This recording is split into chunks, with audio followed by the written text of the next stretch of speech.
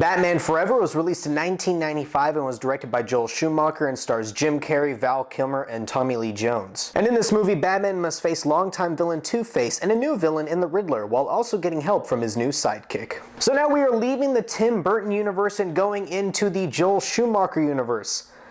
Before I get into my review, I want to talk about the behind-the-scenes stuff for this movie because it is crazy. So apparently Schumacher and Kilmer did not like each other. I mean, 2 weeks of filming they went without even talking to each other, which is just insane to me. And obviously Jim Carrey and Tommy Lee Jones did not like each other, so the fact that they even got a movie out is quite impressive. And also this movie made a lot of money. Because it made so money, Warner Brothers decided, okay, let's get rid of the dark tone and go right into the campiness.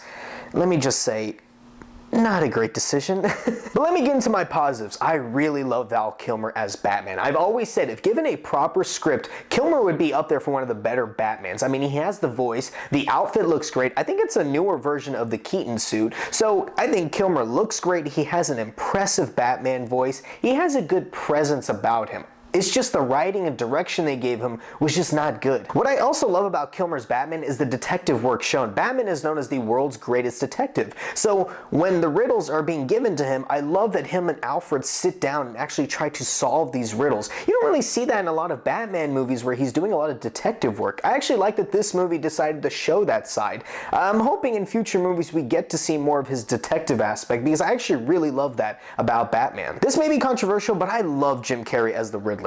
Now, the Riddler in the animated series is very, crazy, but also he can seem very reserved, like he's like controlled chaos, like he knows what he's doing. Carrey decided to go as if Ace Ventura became the Riddler, but I can't help but love it. I don't know why. I think because Jim Carrey, when he acts, it's just so natural. When he's going all crazy, it just seems so natural, and I love that about Carrey's performance. It's just really fun. I always smile when he's on, when he's on my screen, and anytime he starts doing his little expressions and dancing, I can't help but love it. One thing I will say is that the outfit they decided to give him, awful. Do not ever do anything like that again. It is disgusting. That was just so weird. Overall, I enjoyed his performance. It was just another case of bad writing ruining a promising character. I also like that the Riddler's master plan was just VR. Like he's like manipulating brainwaves to show 3D images. And like in the movie, it's like, this is awful, it's horrible. But I'm like, it's kind of like what's going on now in a weird way. So kind of creepy to kind of see it in today's time. I didn't talk about this in my Burton reviews, but the Batmobile is such an important aspect of Batman as a character, at least in my opinion. And I gotta say, I love the Forever Batmobile. I don't know why people don't talk about it as one of the better Batmobiles. It looks so cool. It's unique, but it still retains that Batman look, so where you can look at it and be like, yeah, that's the Batmobile. I think that's where Batman and Robin went wrong because they went so out of the spectrum and went more to a Hot Wheels toy-esque type Batmobile, but this one actually feels like a cool car that you could see Batman driving, so I really love this Batmobile. This movie also has that so bad it's good aspect going for it, and that's a good thing because you could just sit down with your friends, joke, and have a good time watching this film because this is not a bad watch. I mean, it's not a god-awful movie to where you never want to watch it again. I mean, there are horrible aspects, and don't worry, I'm going to get to them, but you can sit down and enjoy it and have no problem with it. Now, this is my mixed portion of the film. Nicole Kidman as Chase Meridian was just such an interesting character. She didn't really hurt the movie, but she also didn't help the movie. It's not that her character is written bad, it's just the dialogue and direction they give her. It just makes for some really weird scenes. Now, black rubber. Another unfortunate mixed bag is Chris O'Donnell as Robin. Now, I have no problem with Chris O'Donnell as an actor. He's really good in NCIS or CSI, Law and Order Los Angeles, whichever one it is. He's not bad in that. I have no problem with him as an actor.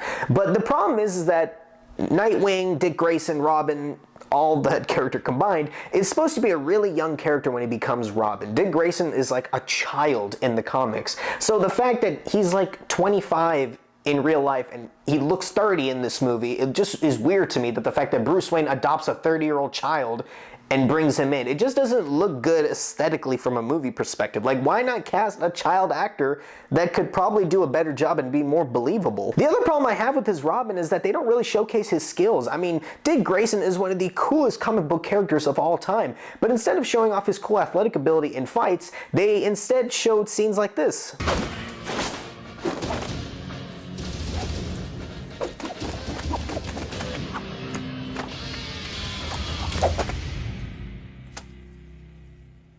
Alright, now let's get into my negatives. Kilmer as Bruce Wayne is just not my cup of tea. Now don't get me wrong, he looks like Bruce Wayne, he's got the look down, and he's got a great Batman and Bruce Wayne voice. Again, it's the direction and the writing they give him that just made him... I mean, he was doomed to fail from the start because you get some weird scenes like the ones at the circus.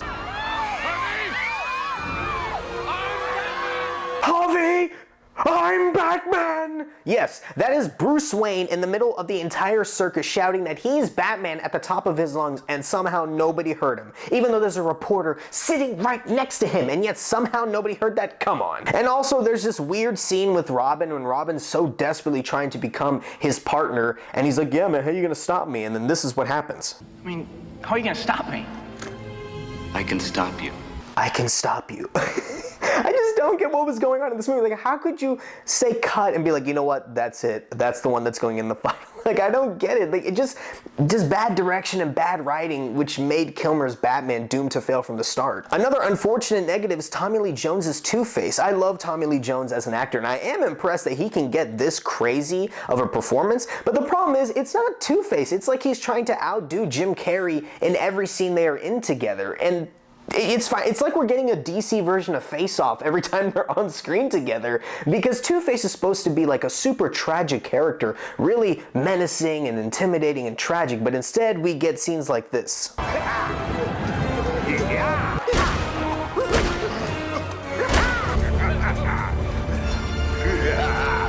Small detour here, but I have to talk about a storyline. So in this universe, Robin's parents are killed by Two-Face, and Robin is just filled with vengeance. He's like, Bruce, I want to kill Two-Face so badly. And Batman, you know, he gives the moral code speech saying like, no, murder is bad, don't do it, you'll just be like one of them. And that's nice.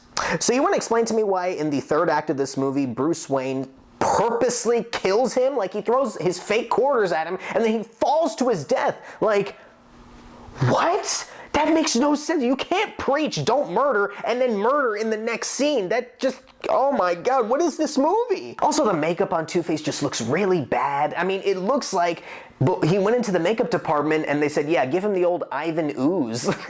It looks so bad. It's like they took cake and rubbed it on half his face and said, all right, go out there and act. No, that doesn't look like Two-Face. It fits the tone of the movie, but that's not Two-Face. There's also small moments in this movie that just really make me angry. Like, take, for instance, they're explaining the origin story of Two-Face, and then this happens. Harvey Dent, once Gotham's district attorney, was horribly scarred by underworld kingpin Boss Maroney. Although Batman tried to save him. Does Batman have jury duty? Like, what is this? Can you imagine sitting in jury duty? You're just sitting there, and all of a sudden Batman comes in full costume. He's like, is he guilty or not guilty? Another aspect of little things annoying me is in the beginning, they're supposed to set the tone of the film. I mean, the viewer sits down and he's like, okay, this first scene, this first fight is going to set up for the rest of the movie. And Batman decides to save this cop. And this cop is one of the most annoying characters ever put on film. Ow! It's a trap! Oh no! It's boiling acid! Hey! Hey! That's my hearing aid! It's boiling acid! That's my hearing aid! Shut up! Shut up! Who wrote this dialogue? It's so bad. What is this? Jim Gordon is awful. Like, why even put him in this movie? Jim Gordon is one of the best characters in the DC universe. He brings such a great, you know, moral argument to Batman. Like, should you be a vigilante? Should you be doing this? You know, who are you to put the law in your hands? That's such a great dynamic between them. But instead, they just made him a complete goofball in this movie. He is so useless, as is the rest of the Gotham Police Department. There's no need for the GCPD in this movie. They are the most useless life forces I have ever seen in my life. Overall, guys, Batman Forever is so bad it's good, but when you look at it from an analytical perspective, when you just watch the movie and you look at all the lore, the comic books and everything, you realize that this whole movie is just wrong. There's just so much wrong about this movie. I mean, I can sit down and enjoy it, but from a Batman movie perspective, I'm gonna give it a D. I feel so bad because I really like Kilmer as Batman, and Jim Carrey gives a good performance, but there's just way too many problems, so I'm gonna have to give it the letter D. Nothing more, nothing less. I'm probably not going to watch this movie for a while because I feel like the more I watch it, the more I'll end up like Jim Carrey and Two-Face, and the last thing I want to do is end up like them. Guys, thanks so much for watching this video. If you like this video, please like, share, and subscribe. I'll see you next time.